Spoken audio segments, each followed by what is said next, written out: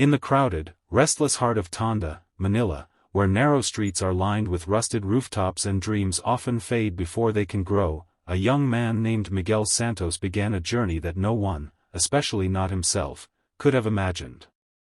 Miguel was poor, deeply poor in a way that shaped every step of his life.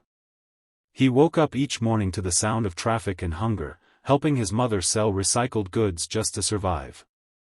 Music was never a luxury for him, it was an escape. He sang to drown out the noise of hardship, to forget the long nights without electricity, and to give meaning to days spent struggling in one of the toughest parts of Manila. When Miguel finally stood on the America's Got Talent stage, he carried the weight of his city with him, Tonda, Quezon City, Pasay, and every forgotten corner where hope feels like a dangerous thing to hold on to. His clothes were simple, almost worn out, and his hands trembled slightly as he introduced himself, his Filipino accent strong, his story honest and unpolished. As the judges listened, Simon Cowell leaned back in his chair, arms crossed, wearing that familiar expression that had ended countless dreams before they even began. The audience sensed it too, the quiet judgment, the unspoken doubt. A poor contestant from a distant city rarely promises greatness on a stage built for legends. Miguel explained how he used to sing on jeepneys, sometimes earning just enough pesos to buy rice for his family. His voice cracked as he spoke, not from fear, but from the memory of loss and struggle. Simon raised an eyebrow, clearly skeptical, and asked a sharp, direct question that cut through the silence. Miguel nodded respectfully, absorbing the pressure without complaint. This was his moment, and he knew there would be no second chance. The lights burned hot, the room felt heavy, and every breath he took carried the risk of failure. When the music finally began, something extraordinary happened. Miguel's posture straightened, his shaking hands grew steady, and the poor boy from Tonda disappeared, replaced by an artist driven by pain, hope, and survival. His first note was soft, almost fragile, yet filled with emotion that immediately pulled the audience in. Simon Cowell's expression shifted, just slightly at first, as if he wasn't ready to believe what he was hearing. Miguel's voice grew stronger with each line, carrying stories of hunger, rejection, and endurance, stories shaped by Filipino cities that taught him how to endure without breaking. This was not a trained voice polished by privilege, it was raw, imperfect, and painfully real. By the end of the opening verse, the room was no longer judging him. It was listening. And for the first time in his life, Miguel Santos felt seen. As Miguel's performance continued, the atmosphere inside the theater grew heavier with emotion, as if every note he sang was pressing against the hearts of everyone present. The camera slowly cut to Simon Cowell, whose earlier skepticism had completely faded.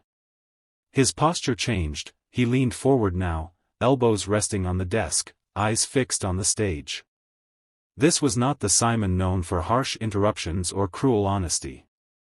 This was a man listening, deeply and seriously. Miguel's voice rose with controlled power, trembling at the edges, not from weakness but from lived pain. Each lyric carried memories of nights spent sleeping hungry in Quezon City, days of rejection while searching for work in Makati, and moments of quiet despair along the streets of Pasay, where dreams often disappear unnoticed. The audience felt it too. Faces tightened, hands covered mouths, and tears began to fall without shame. Halfway through the song, Miguel closed his eyes, as if the world around him had vanished. In that moment, it felt like he was no longer performing for judges or cameras, but for his mother back home, for the children singing beside busy roads in Caloocan, and for every poor soul who had ever been told they were not enough. His voice cracked slightly on a high note, but instead of ruining the performance, it made it more human, more powerful. Simon Cowell nodded slowly, almost unconsciously, clearly recognizing something rare, authentic emotion that could not be taught or faked.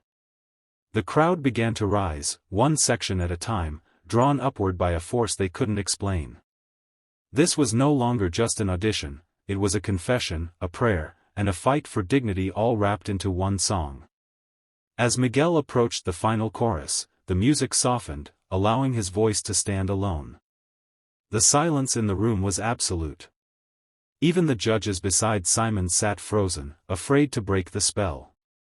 When Miguel delivered the final line, his voice soaring with everything he had left, it felt as if the entire journey of his life, from the slums of Manila to the biggest stage in America, had led to that single breath. The note faded, and for a brief second, time itself seemed to stop. Simon Cowell exhaled deeply, visibly moved, his eyes glossy in a way audiences rarely see. Then the theater erupted. Cheers exploded, applause thundered, and Miguel stood there shaking, overwhelmed and confused, unsure if what he was hearing was real. Before the noise could settle, Simon stood up. The room went silent again. He looked directly at Miguel, his voice firm but emotional, and spoke words that would change the young man's life forever. With one decisive motion, Simon slammed the golden buzzer. Gold confetti poured down like rain as Miguel collapsed to his knees, crying openly, his hands covering his face in disbelief. The poor boy from the streets of the Philippines had been seen, heard, and honored, and in that moment, history was made. The moment the golden buzzer was pressed, the stage transformed into a storm of gold, and Miguel Santos stood at the center of it, shaking, crying, and struggling to breathe as reality finally caught up with him. His knees hit the floor not for drama, but because his body could no longer hold the weight of what had just happened. This was a boy who had begged for small change on the streets of Tonda, who had sung into broken microphones on jeepneys just to buy food, now being lifted by cheers in America's most powerful talent theater. The audience roared his name, clapping as if they were celebrating their own victory.